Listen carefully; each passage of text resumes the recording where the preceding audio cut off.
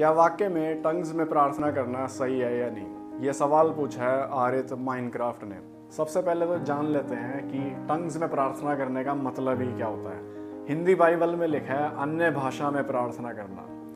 हम शायद ऐसे सोचते हैं कि टंग्स में प्रार्थना करने का मतलब है कि मैं एक ऐसी रहस्यमयी भाषा इस्तेमाल कर रहा हूँ जो किसी को भी नहीं पता दुनिया में, जो सिर्फ परमेश्वर जानता है, जो पवित्र आत्मा जानती है और परमेश्वर जानता है।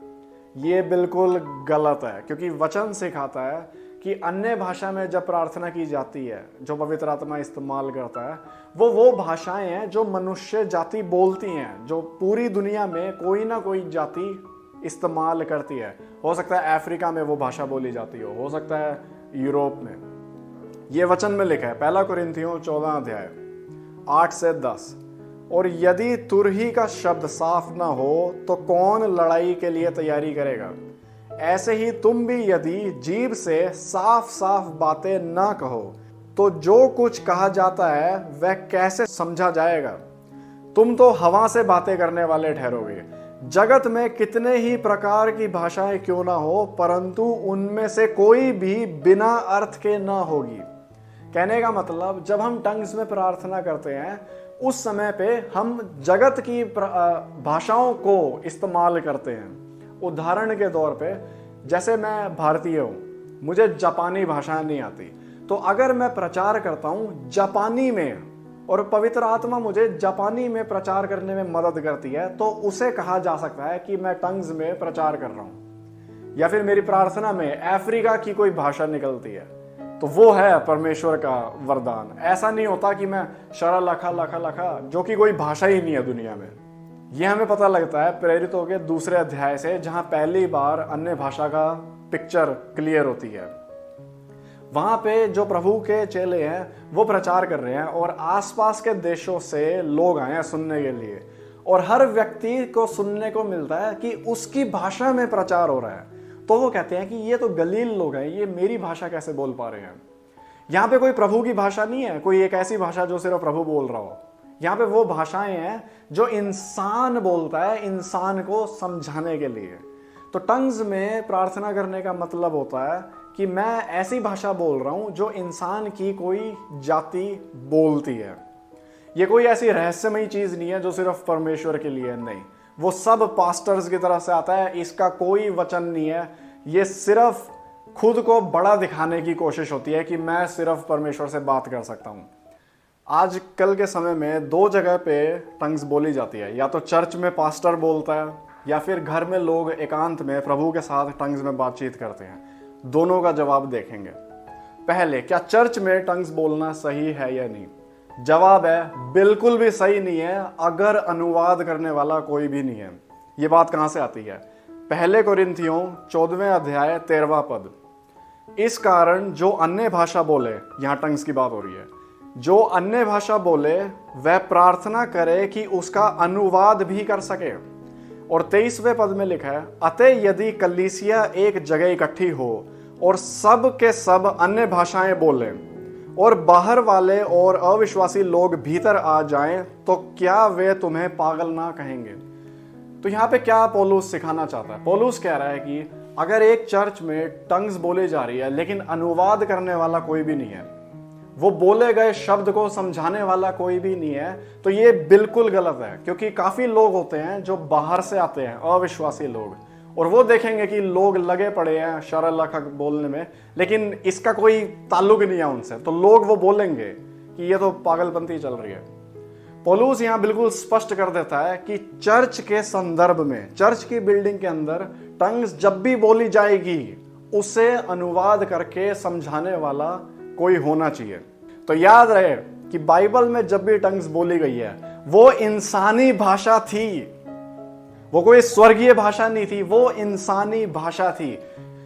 तो अनुवाद होना बहुत जरूरी है। उसके बिना पौलुस सीधा स्पष्ट कर देता है कि यह पागलपंती है चर्च के बिल्डिंग के अंदर। तो ऐसा क्यों होता है कि काफी लोग आज भी चर्च में टंग्स में बोलते हैं लेकिन अनुवाद करने वाला कोई नहीं है?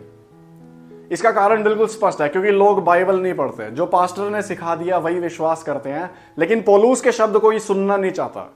और याद रहे, पौलुस यीशु मसीह का सच्चा अपोस्तल है और वो राय नहीं दे रहा अपनी कि टंग्स में प्रार्थना कर सकते हैं लेकिन अनुवाद भी कर लो। वो आदेश दे रहा है कि अनुवाद के साथ ही चर्च में बोली जाए वरना ना बोली जाए।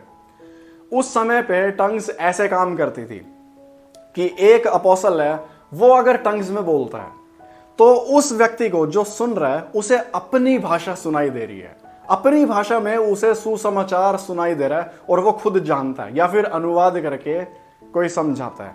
तो इसीलिए याद रखो, अगर तुम अपने चर्च में देखते हो कि आराधना के बीच में या प्रचार के बीच में पास्टर खुद शुरू हो जाता है शरा लखा लखा, जो कि कोई भाषा ही नहीं है, जो सिर्फ शब्द है जो इंसान बोलते ही नहीं, तो वो टंग्स के अंडर नहीं आती, वो परमेश्वर की ओर से नहीं है और पौलुस के हिसाब से वो पागलपंती है जो चर्च में नहीं होनी चाहिए।